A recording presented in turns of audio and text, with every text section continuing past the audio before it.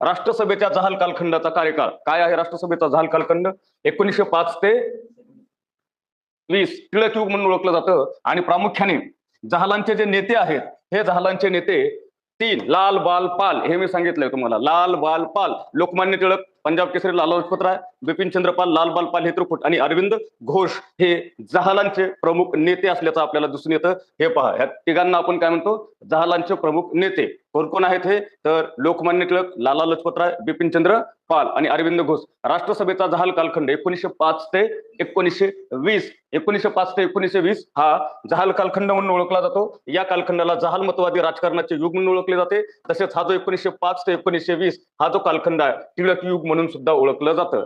मवाळाप्रमाणे जहालांचे ध्येय देखील काय आहे? स्वराज्यच आहे. परंतु स्वराज्य मिळवण्याची तंत्र आणि स्वराज्यासाठीचा लढा, याच्यासाठीचा तंत्र आणि त्यांची जी पद्धती आहे ती वेगवेगळी आहे. म्हणूनच त्यांच्यामध्ये पुढे काय झालेला आहे? वाद झालेला आहे. 1905 नंतर कुठं अधिवेशन आहे? कलकत्ता अधिवेशन आहे. ज्या कलकत्ता अधिवेशनाचे अध्यक्ष कोण आहेत?